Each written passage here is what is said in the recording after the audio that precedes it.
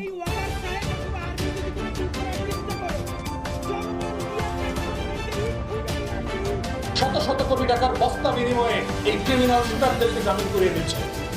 অর্থাৎ সেটা দেখার পরে তরুণরা কি ভাবছে যে এই রাষ্ট্রে আমার প্রতিবাদের কোনো দাম নাই, এই রাষ্ট্রে আমার পরিবর্তনের লড়াইতে কোনো দাম নাই। আসসালামু আলাইকুম ভিউয়ার্স, দেশ ও দেশের বাহির থেকে যারা আমার ভিডিওটি প্লে করেছেন জানাচ্ছি আন্তরিক শুভেচ্ছা ও অভিনন্দন। আশা করি সবাই ভালো আছেন, সুস্থ আছেন, আলহামদুলিল্লাহ। তো ভিউয়ার্স, জুলাই যোদ্ধা ওসমান হাদি কেন তিনি আজ শহীদি মর্যাদা অর্জন করলেন, এই বাংলাদেশের জন্য তার কি ভূমিকা ছিল, কোন কথাগুলো কোন বক্তব্যগুলো শেষ সময়ে এসে দেওয়ার কারণেই ভারত এবং শেখ হাসিনার তিনি এত বিরাট ভাজন হয়েছেন বা তাকে হত্যা করেই তারা ঠান্ডা হলেন শেষ পর্যন্ত। আসুন সর্বশেষ আমরা জানবো যে মৃত্যুর আগে ওসমান হাদি কি কি ওসিয়ত করে গিয়েছেন এই দেশকে নিয়ে, এই দেশের নাগরিক হিসেবে আমাদের ওসমান হাদির দায়িত্ব কি কি পালন করা উচিত এবং কোন বক্তব্যের কারণে ভারত এবং শেখ হাসিনা তাকে টার্গেট করেই দুনিয়া থেকে সরিয়ে দিল, বিস্তারিত জানবো রিপোর্টে। সো ভিডিওতে যাওয়ার আগে ছোট রিকোয়েস্ট করবো, যারা চ্যানেলটি সাবস্ক্রাইব করেননি সকল আপডেট সবার আগে জানতে অবশ্যই চ্যানেলটি সাবস্ক্রাইব করে পাশে রাখবেন। দর্শক আসুন স্ক্রিনে। শত শত কোটি টাকার বস্তা বিনিময়ে এই ক্রিমিনাল শুটারদেরকে জামিন করিয়ে দিচ্ছে। অতএব সেটা দেখার পরে তরুণরা কি ভাবছে যে এই রাষ্ট্রে আমার প্রতিবাদের কোনো দাম নাই, এই রাষ্ট্রে আমার পরিবর্তনের লড়াইতে কোনো দাম নাই, এই রাষ্ট্রে আমার দ্রোহ, আমার বিদ্রোহ, আমার বিচার পাবার কোনো জায়গা নাই। অতএব এই রাষ্ট্রে বিচারের দায়িত্ব আমাকে নিতে হবে। যে প্রশাসন এতটা নীরব ভূমিকা পালন করছে, আইন শৃঙ্খলা বাহিনীর প্রত্যেকটা ফোর্স, যৌথ বাহিনী, ম্যাজিস্ট্রেসি নিয়ে 1 বছরের উপর ধরে বসে আছে, দেশে আইন শৃঙ্খলার কোনো অবনতি হচ্ছে না। আমার মুক্তির লড়াইতে অন্যতম গুরুত্বপূর্ণ ব্যক্তি ছিল হচ্ছে শরীফ ওসমান হাদি। বাংলাদেশের ইতিহাসে সম্ভবত কারো মৃত্যু তরুণ সমাজকে এত প্রচন্ডভাবে নাড়া দেয় নাই যেমনটা শরীফ ওসমান হাদির শাহাদাতকে দিয়েছে।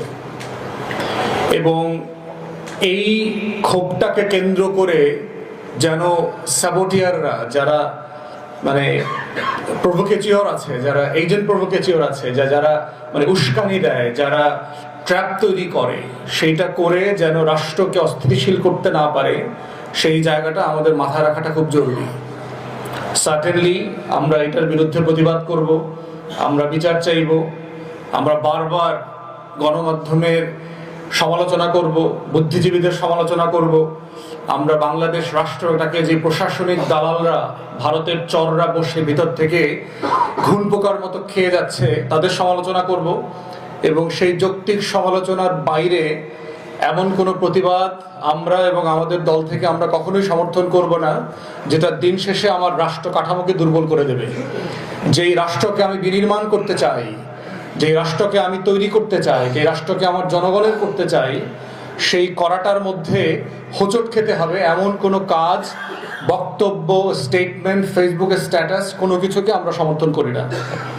আমরা প্রতিনিয়ত দিল্লির আগ্রাসীপনা, দিল্লির আধিপত্যবাদের বিরুদ্ধে কথা বলছি, কিন্তু এর মানে দিল্লির কোনো বিল্ডিং ভাঙা সেইটা ভিয়েনা কনভেনশন মোতাবেক অন্যায় কাজ। ঠিক একইভাবে যেভাবে আগরতলায় বাংলাদেশের অ্যাম্বাসিতে অ্যাটাক করাকে আমরা সমর্থন করি না, ঠিক একইভাবে দিল্লির আধিপত্যবাদের বিরুদ্ধে সোচ্চার থাকার পরেও দিল্লির হাই কমিশনে ঢিল মারা, সেখানে ঢুকে ধ্বংস করে দেবার হুমকি দেয়া, অথবা অন্য কোনো রাষ্ট্রের টেরিটোরিয়াল সভরেন্টিকে চ্যালেঞ্জ করার রাজনীতিতে আমরা বিশ্বাস করি না।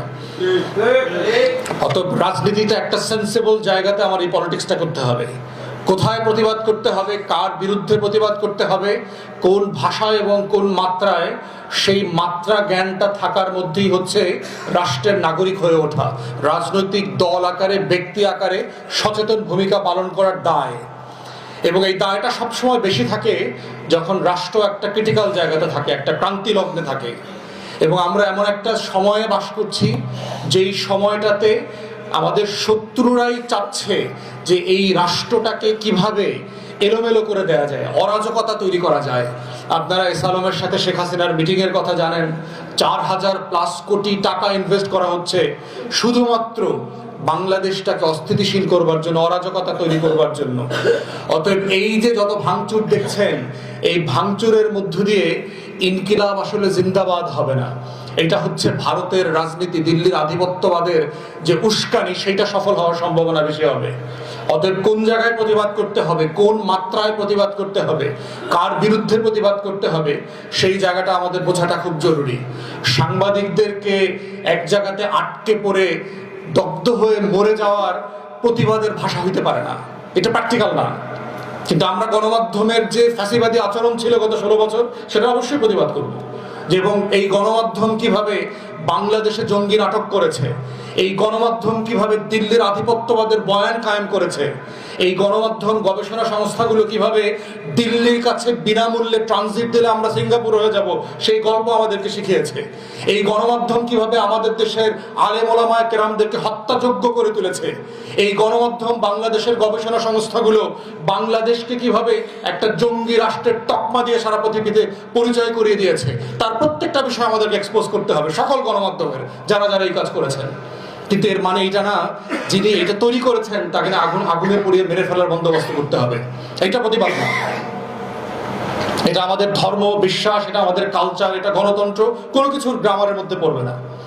অতএব সেই জায়গায় আমরা একটা সেন্সিবল রেসপন্সিবল পলিটিক্সের জন্য আহ্বান করছি। বাংলাদেশের এই ক্ষুব্ধ আজাদির পক্ষের তরুণদেরকে আমরা আহ্বান করছি, আল্লাহর ওয়াস্তে আপনারা তোমরা সবাই মিলে আসেন। আমরা আজাদির লক্ষ্য হচ্ছে বিনির্মাণ, সাম্য, মানবিক মর্যাদা, সামাজিক সুবিচার, তার ভিত্তিতে একটা বাংলাদেশ তৈরি করবার লড়াই। সেই লড়াইটা শুধুমাত্র একটা বিল্ডিং ভেঙে দিয়ে হবে না, এই লড়াইটা মগজের লড়াই, এই লড়াইটা ভাষার লড়াই, বয়ানের লড়াই, এই লড়াইটা বুদ্ধিভিত্তিক চর্চার লড়াই, এই লড়াইটা অন্যের থেকে ভালো গণতান্ত্রিক রাষ্ট্র বিনির্মাণের লড়াই, এই লড়াইটা অন্যদের তুলনায় ভালো সৎ। দর্শক, স্ক্রিনে আমরা সে সম্পর্কে বিস্তারিত জানলাম। এই বিষয়ে আপনাদের মতামত কমেন্টে জানান। কেউ ভিডিওটি স্কিপ করবেন না। ওসমান হাদির দুনিয়া থেকে চলে যাওয়াকে কেন্দ্র করে এখন রাজনৈতিক মাঠে নানান ধরনের আলোচনা ও সমালোচনার জন্ম নিয়েছে। কে আসছে তার সেই আধিপত্য বিস্তার লাভ করতে? ওসমান হাদিকে জীবিত ধারণ করার জন্য তার আপন বোন কি নির্বাচনে আসছেন? বিস্তারিত জানবো রিপোর্টে। আপনারা জানেন, ইনকিলাব মঞ্চের মুখপাত্র শহীদ ওসমান হাদি আমাদের মাঝে নেই। এটা আসলে আজকের খবর না।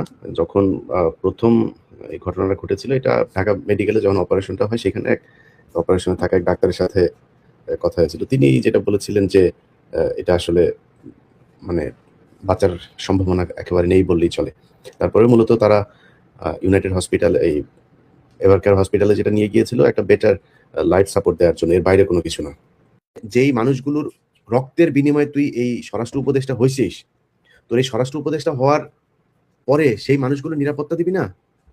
সেই মানুষগুলোর পিছনে বারবার তারা একটা কথা বলার চেষ্টা করেছে, এখানে নাকি মব সন্ত্রাস হয়েছে, মবের বিরুদ্ধে তারা ব্যবস্থা নিচ্ছে, মব করতে দেওয়া যাবে না। তোর মারে আকাম করছে খানকির ছেলে, তুই এখানে আসছিস মব মারাইতে। এই দেশে যদি নাকি এই যৌক্তিক দাবি করা যদি নাকি মব হয়, তাহলে শেখ হাসিনাকে সরাইলি কি দিয়া? নির্বাচন দিয়ে সরাইছিলি? সেনাবাহিনীর কু করে সরাইছিলি? এই জনগণ গিয়ে তারপরে শেখ হাসিনাকে গণভবন থেকে বের করেছে, তাহলে সেটা মব। তুই যে আজকে এই পদে বসছিস, এখানে তো স্বরাষ্ট্রমন্ত্রী ছিল, সংসদে নির্বাচিত স্বরাষ্ট্রমন্ত্রী ছিল, সংসদে নির্বাচিত এমপি হয়ে তারপরে সে মন্ত্রী হইল। তুই কোন জায়গায় এমপি হয়েছিলি? আসিফ নজরুল এ প্রথম আলোর সুশীল গিরি সেজে তারপরে প্রথম আলোর হয়ে কাজ করে। প্রথম আলোর যা বয়ান সে তাহাই বাংলাদেশে বাস্তবায়ন করতে চায়। এই শুয়োরের বাচ্চা গতকালকে পোস্ট করেছে সে নাকি জামিনের ব্যাপারে কিছু জানে না, এটার সাথে আইন মন্ত্রণালয়ের কোনো সম্পর্ক নাই। শুয়োরের বাচ্চা, তুই যা করছিস, তুই যে জাউরামি এই গত 1.5 বছরে করছিস, আল্লাহ যদি বাঁচায় রাখে, তোর অপমান অপদস্থ এই সরকারটা শেষ হওয়ার পরের দিন থেকে শুরু হবে। আসিফ নজরুল যেখানে যাবে ওইখানে জুতা খাবি, ডিম খাবি, এটা তোর কপালের সাথে একদম ওতপ্রোতভাবে জড়িয়ে আছে। এখন এটা হবে, হইতেই হবে। এখন আসিফ নজরুল কালকে পোস্ট করেছে সে নাকি কিছুই জানে না, এটার ব্যাপারে আইন মন্ত্রণালয়ের কোনো কিছুই নেই। আচ্ছা, এটা আপনার যখন কিনা 5 আগস্ট হয়, 5 আগস্টের পরে আপনাকে নাম, বিচারপতির নামটা হলো শেখ তাহসান আলী। আপনাদেরকেও সুরের বাচ্চা ছবিটা দেখাই। এই খানকির ছেলে, ওর মা দৌলতদিয়াতে গিয়া তারপরে বিভিন্ন বেটাদের সাথে আকাম করে ওরে পয়দা করছে। এটা একটা আরেকটা জাউরা, ওই যে কয়সর কামাল, ওই সুরের বাচ্চা গত 15 বছরে একবার ধরা খাইছিল শাহবাগে, সেটাও এক মাগি নিয়ে, গাড়ির মধ্যে এক মাগিরে নিয়ে লাগাইতে গিয়ে পুলিশ তারে ধরছিল। এরপরে মুসলেখা দিয়ে তারপরে বেরিয়েছে, সেটারই সে বলেছে তাকে নাকি সঙ্গেই মোটামুটি, মানে আমি জানি না, তারেক রহমানের অনেক কিছু আমার খুব ভালো লাগে, কিন্তু তারেক রহমানের আশপাশে সব মাদারচোদ, ওইখানে সব মাদারচোদ তারেক রহমানের আশপাশে। কেমনে যায় ওই যে আরেকটা আছে ওয়াহিদুজ্জামান অ্যাপল, খানকির ছেলেরা সব কটা শুয়োরের বাচ্চা।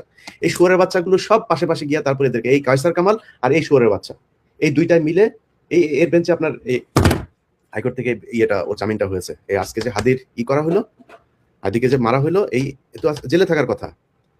আগের মামলার তদন্ত কর্মকর্তা বাদী তারা এই ফয়সাল মাসুদ সে যে ছাত্রলীগ করতো সেটা উল্লেখ করে নাই।